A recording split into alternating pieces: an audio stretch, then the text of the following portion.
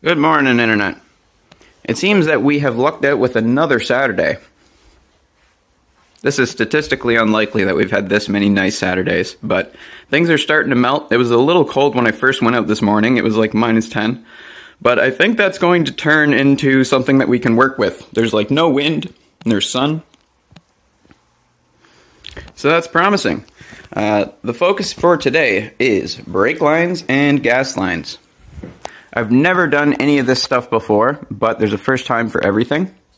We've picked ourselves up a bender for 4 different sizes of lines, including the smallest size that we need. There's a lot of benders for sale that don't do 3/16ths, so this one does 3/16ths.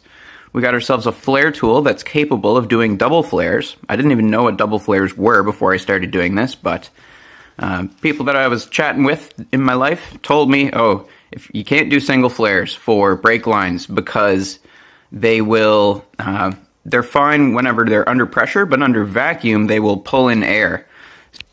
So we also got 25 feet of 3/16ths coated line, 25 feet of coated 1/4-inch line, and 25 feet of 5/16 non-coated line just because the parts store didn't have it, and that's fine with me. I took whatever they got.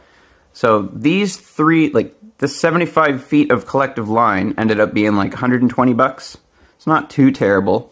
All these fittings that I just picked up this morning from CarQuest were $15. I'm really thrilled about that. They allow you to buy them individually, exactly how many you want, and they're super duper cheap.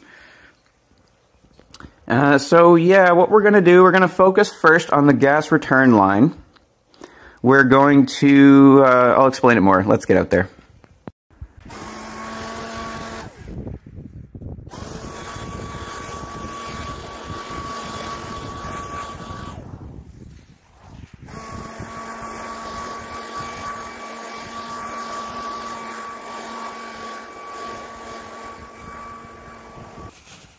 Okay, we out here. So since the last video, in the last video I really made it sound like we were only going to replace one line. And that was my idea at the time, but I've decided that we're going to replace all of these because none of them are great, and I might as well just do it while I have this level of access. Makes it a little bit easier.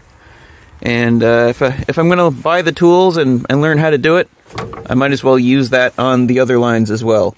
I still don't know what each one of these contains, but we'll figure that out as we go. It took just about every neuron firing in my brain at once to get this figured out, but that is what it is.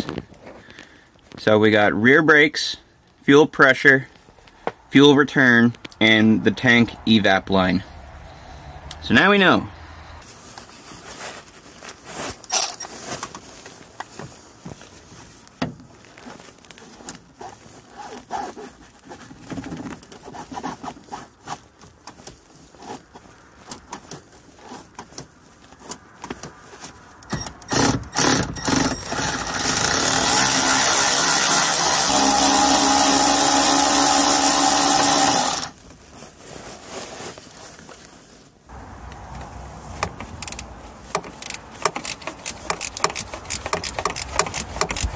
Focus on the camera, freaking out every time I... And there it goes. The point of doing that was to get these lines a lot more free. And actually, seeing that these just go right there, I might as well just replace the whole gosh darn thing. But the one that snakes over there a whole bunch, I'm gonna do a union on him. But might as well use my new bending tool as much as we can.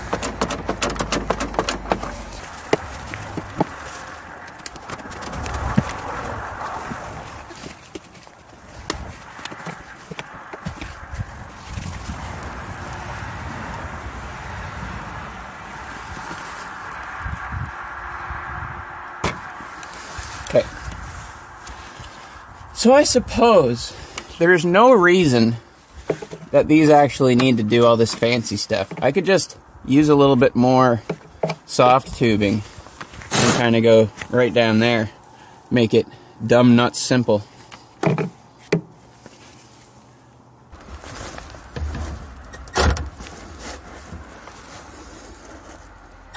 Close your eyes.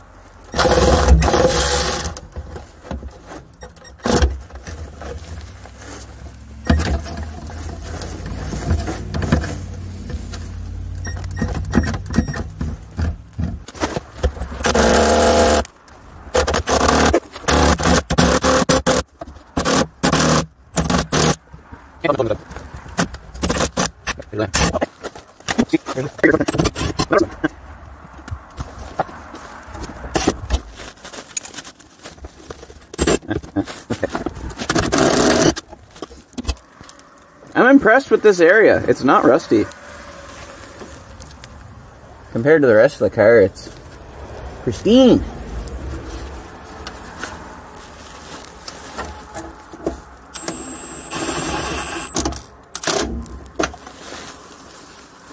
I let my phone die for a little bit there, but you didn't miss too much, just me taking off a whole bunch of the brackets that hold the lines on back there. And as I expected, removing the lines is a pain in the butt, and everything about this job is a pain in the butt. It's up there on the list of automotive things that you never want to have to do. But I went up in the engine bay and I just hand bent them more or less straight so that we can get them down here. And alright, bud. We're going to yank these out, take them inside, and we're going to bend up the back part to match. And the front part that goes up to the engine bay, I'm just going to leave a bunch of extra, and we can wing it. So it'll go up there straight, and then we'll bend it after it's semi-installed. Never mind, of course it wasn't that simple.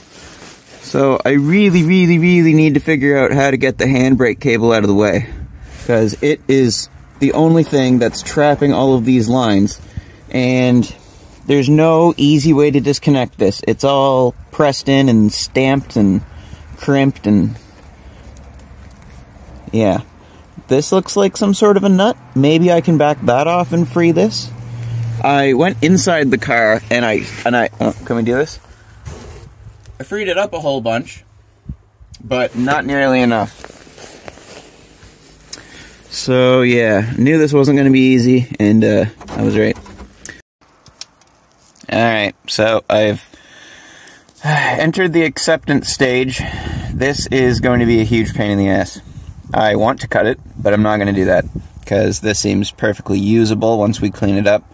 But we really need this to be, like, totally out of the way to do this brake line job. Fuel line job. So there's this thing. This never had a bolt in it. I'm going to try taking that out. I already took it out before, and I put it back in because I didn't think we were going to get anywhere. This is probably just rusted in there. I don't exactly know how it comes out, but I'd like to get that out. I'd like to pull this all the way through from the car, so remove that boot and pull the thing through. And then remove this, which goes to the brake on the other side, and I think that will give us enough slack to do what we need to do. I'd love to just figure out how to get that apart, but it's all crimped together. Good. That's ready to go through.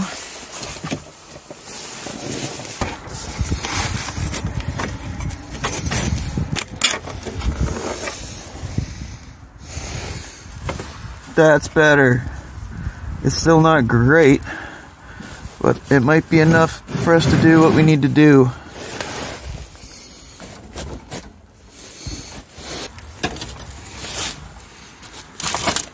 Yeah. Removed from the car.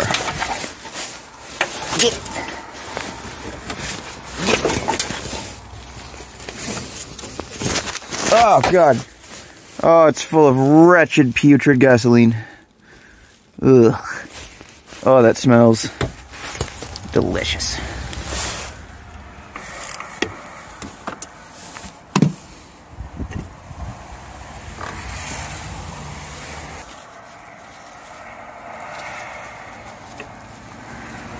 So the Evap line is the annoying one. So it comes from up there and then it snakes all the way over here. So I don't see any corrosion in the engine bay. That's the one that I'm going to do a union and meet with it down there, and the other 3 we are going to completely replumb from scratch. To call cutting that a little awkward with this thing up here is an understatement, but this is the last line. We got 3 of them in the house. We're about to be warm. Yeah. Let's go.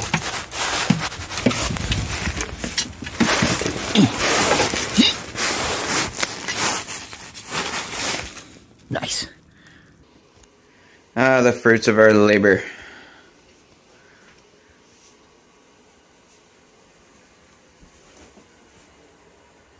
So, glad we're doing this. I think this is the hole that I saw underneath the focus. I think this is the hole that I saw that made me go, oh, I probably shouldn't weld around this. Right there. So this is an evaporative line from the gas tank, so it is gasoline vapors, specifically in this tube.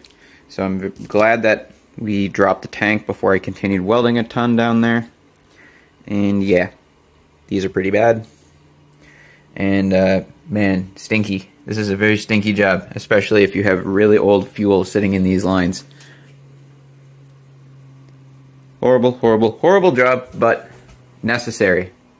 So while there's still daylight, I didn't actually remove the problematic brake line that I know for sure is bad, which is on the rear axle. So I'm going to go get that off and see if I actually need to go buy some flare wrenches or not.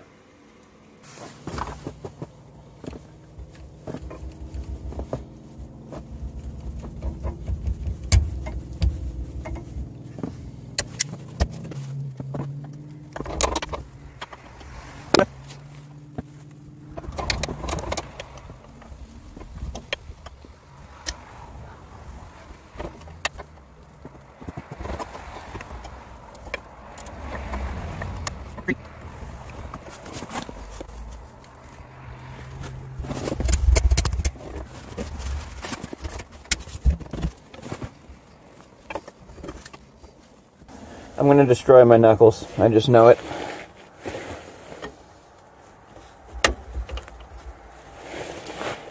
Just waiting for it to happen. Oh, maybe not.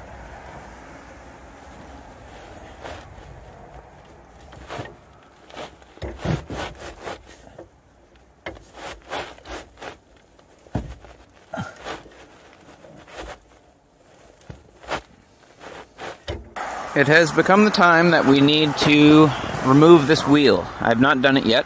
Whenever I removed the wheel from the other side of the car, the wheel was ridiculously stuck to the hub, so this should be funny. We have some pretty decent wheel spinach. That's good.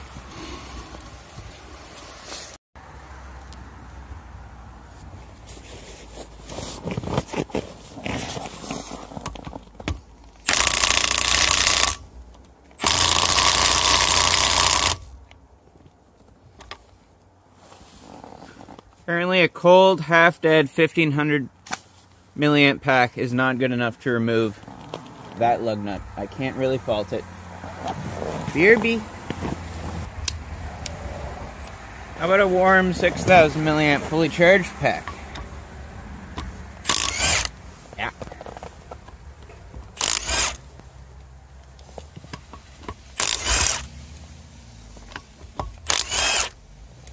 Okay. That's the easy part.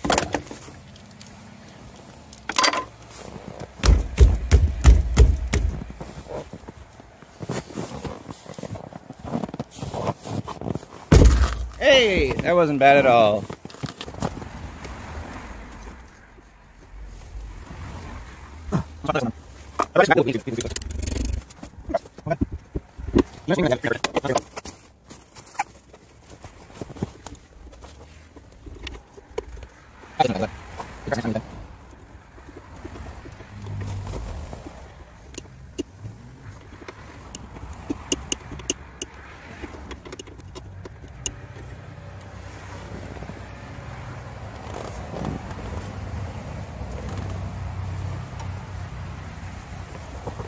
Nice.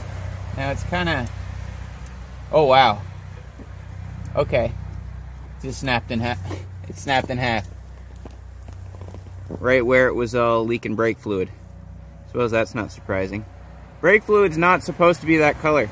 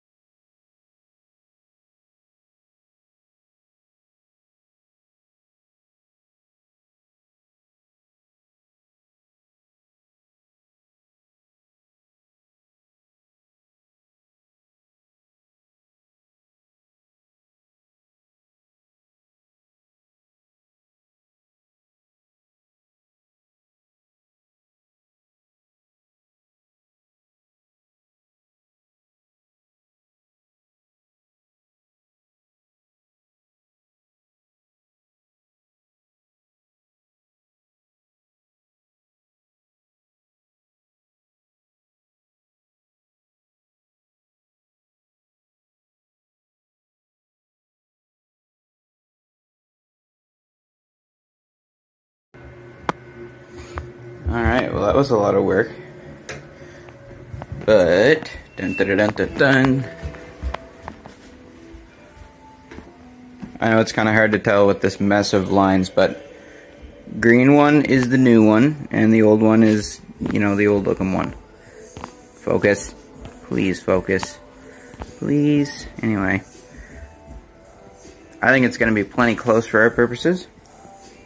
Especially once we get all of those brackets cinched down. It'll teach you where to be. So this is the gas evap line. I'm going to see how many more of these I can get done tonight. It'd be sweet if we had good weather tomorrow and I could actually install these in the car again. That would be a hell of a weekend. Line number 2 is done. This is the gas return line. It is a new day. Last night we got 3 full lines bent up. Pretty happy with that. I don't blame myself for not getting all 4 of them done because holy crap, it's a lot of work. Here's the finished ones.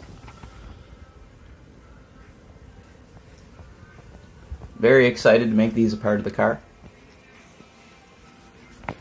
One annoying thing is once you get it off of the roll, like once you straighten it out, I've been straightening it out against the floor, it's still pretty curved. So getting it straight to the point where you can begin to work with it is kind of annoying. But this last one that we're working on is the only one that actually needs to be double flared because it's the only actual brake line. The rest of them are all gas lines. So we're going to bang this one out and we're going to get out there.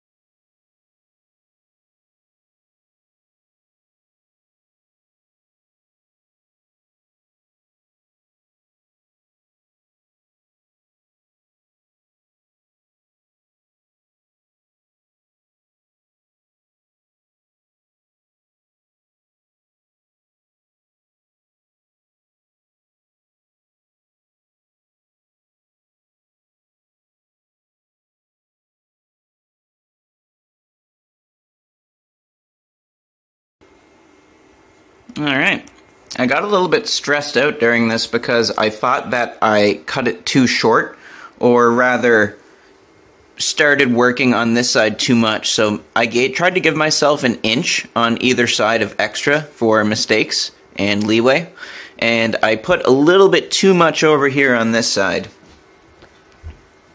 But I think we're going to be okay. So I have a couple mistakes worth of extra there. I think that'll be okay. So now we get to play with our new flare tool. The most important part in flaring is not forgetting to put this on first before you make the flare. Because if you do that, you have to cut it off and make it shorter and do it all over again. So this is what we got going on. So this is stage 1 of a double flare. So this die gets shoved onto the tube, and the tube does some crushing stuff. And then you back this off, and then you remove this, and then you take this cone-shaped thing and you drive it in there, and that's your flare. Back that off, and hopefully we don't have an abomination. So that's what stage 1 looks like.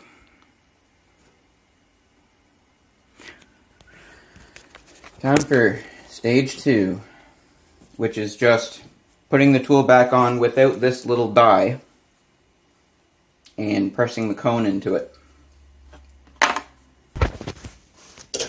Oh.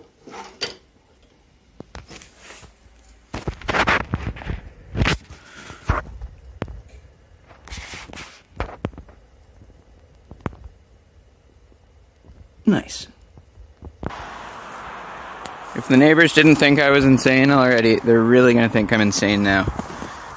So it's probably going to storm, snowing. If it gets really bad, I'll have to go inside, but this should be actually more cozy than it would have been otherwise. So we don't have the rear covered up, but we got a blanket on the side, a blanket on the front, and a tarp on the side. And the wind's coming from this way, so I think it'll actually be alright down there, apart from the fact that it's going to be dark.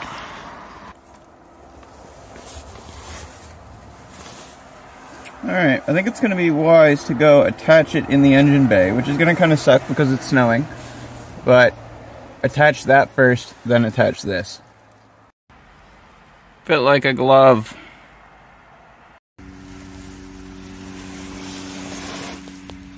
That is satisfying.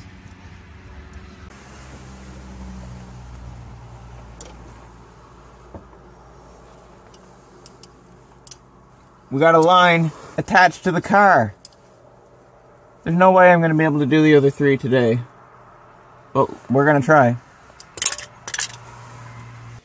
So for these gas lines where the stock ones have a barb on each end, I am doing stage 1 of doing a double flare, but I think I'm only going to go about that far, and we'll see what that looks like when we take this out of here. Yeah, that's cool. Definitely better than nothing. Just so whenever we put a rubber hose on it and then put a clamp on it, there's not a chance in hell that it's going to slide off. Okay, this is the gas pressure line. It's the next one that we're doing. It also stopped snowing, yay. So I have a choice. Before, this came up and went underneath this, and then kind of popped out here. But what it attaches to is this rubber hose, and I'm going to replace this anyway. So I think I'm going to do the easier thing, because bending this underneath that's going to be a pain in the butt. I think I'm just going to cut it around here, something like that, and I'm going to do another little bubble flare on it in the engine bay, and then we'll run to the parts store before 5 o'clock and get some more hose and wire it up. So this is the evaporative line that we chopped in half because it's super awkward and there's no way I was going to be able to snake it up there. So this is what I mean by a union. I'm sure that's probably clear to everybody already, but here we go. Basically you do that, and then you have the same thing on the other side, and then you've connected 2 pieces of pipe.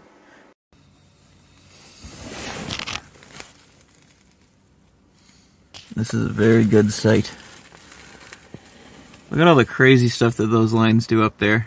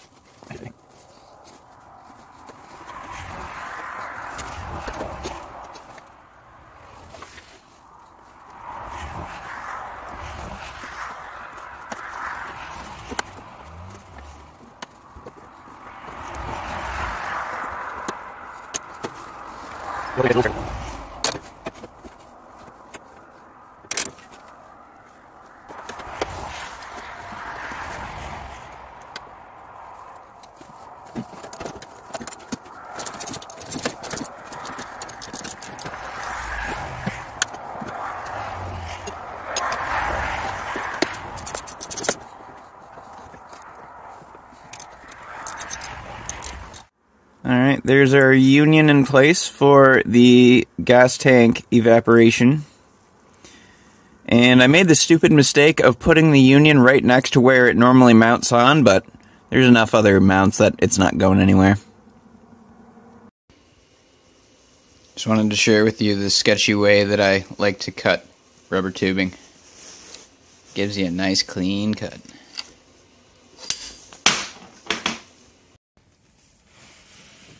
Check that out. I think this is just about where we're going to call it a day. But we got some brand new fuel line hooked up with some hose clamps instead of those little metal clip things. Here's an interesting thing. This thing is supposed to be, like, the factory location for the fuel filter is by the gas tank, by the fuel pump. But it just needs to go in between the pump and the engine. So I figure it's way easier to access it and service it if it's in the engine bay. And I think I've seen pictures of other people having this in their engine bay. So, I don't know. This is where we're going to have it for now. I think it makes more sense to have it in the engine bay. But, yeah, pretty pleased with today. And one weekend we went from having rusty brake lines on the car to brand new lines. Not just brake lines, but fuel lines. 4 of them. Whew. I'm gonna go rest.